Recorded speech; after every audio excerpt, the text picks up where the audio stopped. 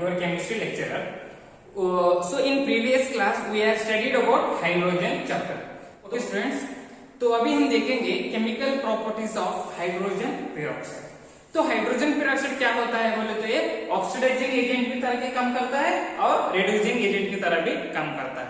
मैं आपको पिछली क्लास में बोला था ऑक्सीडाइजिंग एजेंट किसको बोलते हैं बोले तो जो addition of oxygen and removal of hydrogen होता है ना, उसको हम ऑक्सीडाइजिंग एजेंट बोलते हैं। और removal of oxygen and addition of hydrogen जिसको हम बोलते हैं रिड्यूसिंग एजेंट। ओके, और एक बार सुन लो, ऑक्सीडाइजिंग एजेंट किसको बोलते हैं बोले तो addition of oxygen and removal of hydrogen. Addition of oxygen and removal of hydrogen उसको हम बोलते हैं oxidising agent. And removal of oxygen and addition of hydrogen उसको हम बोलते हैं रिड्यूसिंग एजेंट। क्या? Removal of oxygen and addition of hydrogen उसको हम बोलते हैं रिड्यूसिंग एजेंट। तो हाइड्रोजन पेरोक्साइड क्या करता है बोले तो it acts as oxidising agent as well as reducing agent. Okay, तो अभी हमारा पहला वाला प्रॉपर्टी है oxidising action in acidic medium. तो एसिडिक का मतलब क्या होता है बोले तो अगर वो H प्लस आयन ए करे तो उसको एसिडिक बोलते हैं, और OH माइनस आयन ए करे तो उसको हम बोलते हैं बेसिक। तो H प्लस आयन जो हमको मिलता है ना उसको हम बोलते हैं acidic, and OH minus ion मिलता है ना उसको हम बोलते हैं बेसिक। ओके, तो पहला वाला हमारा क्या है बोले तो oxidising action in acidic medium. तो इधर क्या होता है बोले तो when lead sulphide is reacts with hydrogen peroxide, क्या हो रहा है? Lead sulphide is reacts with hydrogen peroxide, it can give lead sulphate. Lead sulphide है इधर, और इधर क्या है बोले तो लेड सल्फेट है। तो क्या होता है बोले तो और उसको हमको वाटर मिल रहा है।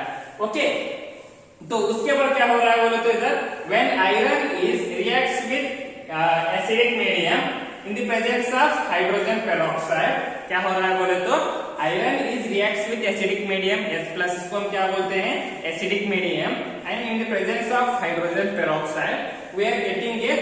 इधर कितना था ऑक्सीडेशन स्टेट +2 था, और इधर कितना है बोले तो +3 था, और हमको बाद में क्या मिला है बोले तो वाटर मिल गया। ओके, तो सेकेंड प्रॉपर्टी क्या है बोले तो reducing action in acidic medium. तो ऑक्सीडाइजिंग एक्शन में क्या होता था बोले तो इधर एडिशन ऑफ ऑक्सीजन होता था और वाटर रिमूव होता था। इधर क्या हो रहा है बोले तो addition of oxygen and removal of hydrogen. Okay, तो इधर हम हो गए, वाटर को हम रिमूव कर दिए, वाटर को हम रिमूव कर दिए।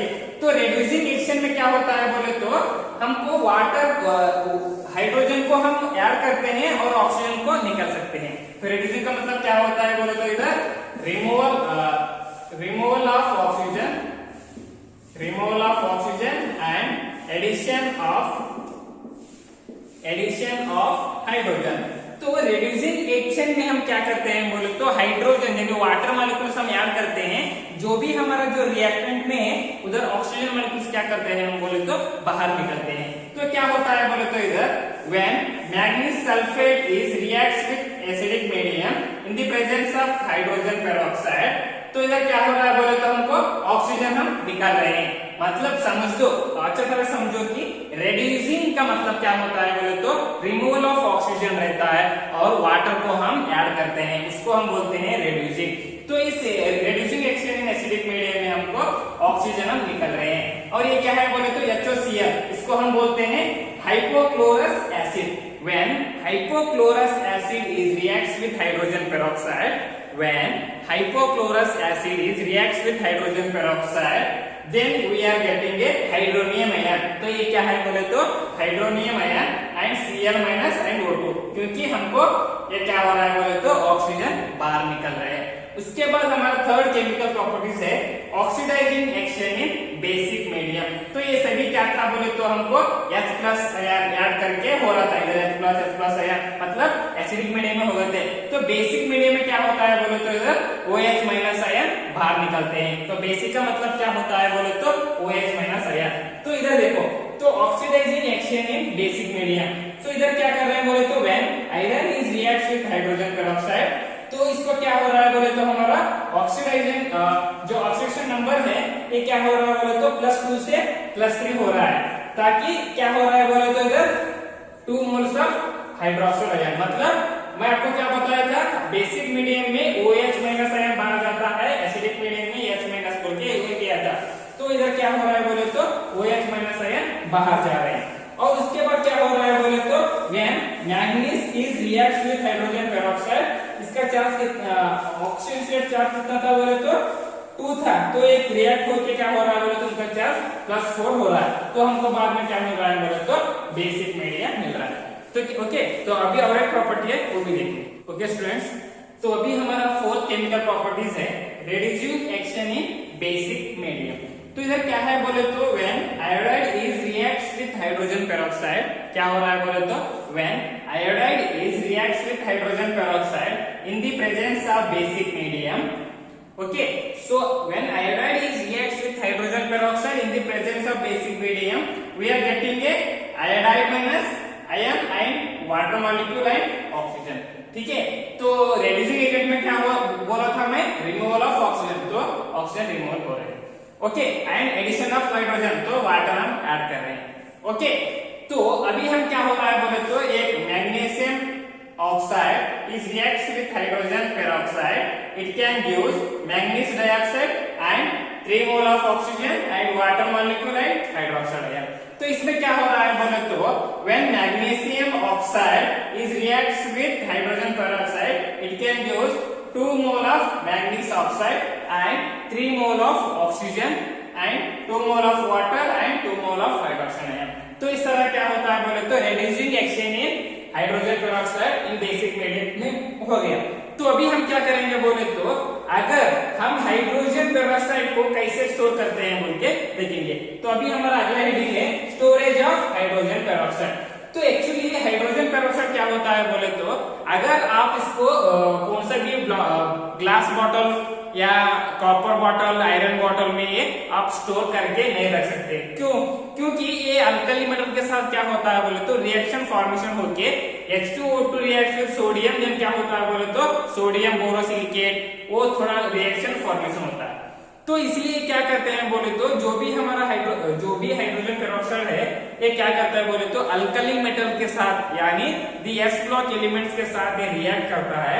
तो इसलिए क्या करता है बोले तो जो भी हमारा अल्कली मेटल्स ग्रुप्स है वो उसके साथ रिएक्ट करने के वास्ते क्या करते हैं बोले तो the hydrogen peroxide is stored in A plastic, ताकि ये अगर आप हाइड्रोजन पेरोक्साइड आप प्लास्टिक बॉटल में स्टोर करें तो कितना भी साल रहने दो उसको कुछ भी केमिकल चेंजेस नहीं होता है और केमिकल रिएक्शन फॉर्मेशन नहीं होता है। ठीक है, अगर वही आप हाइड्रोजन पेरोक्साइड ये कौन सा तो ग्लास बॉटल में या कॉपर बॉटल में या आयरन बॉटल में ये करें तो वो क्या होता है बोले तो डिकम्पोज होता है। डिकम्पोज मतलब अगर H2O2 हमारा 100% था तो एक मंथ के बाद क्या होता है 90% डिक्रीज होता है, और 4 मंथ के बाद क्या होता है 70 होता है, 2 और 1 साल के बाद क्या होता है बोले तो पूरा 20% डिकम्पोज होता है। मतलब पूरा रिएक्शन फॉर्मेशन होके हमको जो भी हमारा हाइड्रोजन पेरोक्साइड प्योर फॉर्म में मिलना चाहिए था वो नहीं मिलता है। इसकी वजह से क्या करता है बोले तो hydrogen peroxide it is stored in plastic bottles and it is kept in a dark room. तो इसीलिए क्या करते हैं बोले तो हाइड्रोजन पेरोक्साइड को हम प्लास्टिक की बॉटल में स्टोर करते हैं और उसको ऐसा सनलाइट के थ्रू मतलब जो सूर्य का जो लाइट आता है ना उससे दूर रखते हैं, क्योंकि अगर हाइड्रोजन पेरोक्साइड जो सनलाइट के साथ रिएक्शन फॉर्मेशन होता है तो इसलिए क्या करते हैं बोले तो हाइड्रोजन पेरोक्साइड को हम प्लास्टिक बॉटल में स्टोर करके इसको हम क्या करते हैं बोले तो डार्क रूम में रखते हैं। तो वही बताया, क्या बताया बोले तो hydrogen peroxide decomposes on exposure to light. Okay, तो क्या हो रहा बोले तो when hydrogen peroxide is reacts with water तब क्या हो रहा है बोले तो ऑक्सीजन मिलता है। So the decomposition of hydrogen peroxide is catalyzed in the presence of certain metals, presence of alkali, rough surface of container. So to avoid decomposition of H2O2 is stored in a plastic container is kept in the room। मैं वही बोला था ना, क्योंकि जो भी हमारा alkali metals groups है वो क्या रहता है तो सरफेस में वो थोड़ा रफ रहता है, मतलब उनके सरफेस एकदम स्मूथ नहीं रहता है, तो रफ की तरह रहता है और उसके साथ अल्कली मेटल के साथ रिएक्शन भी फॉर्मेशन करके इजीली डिकम्पोज होता है। तो इसके वास्ते ये क्या करता है बोले तो आसानी से रिएक्शन फॉर्मेशन होता है।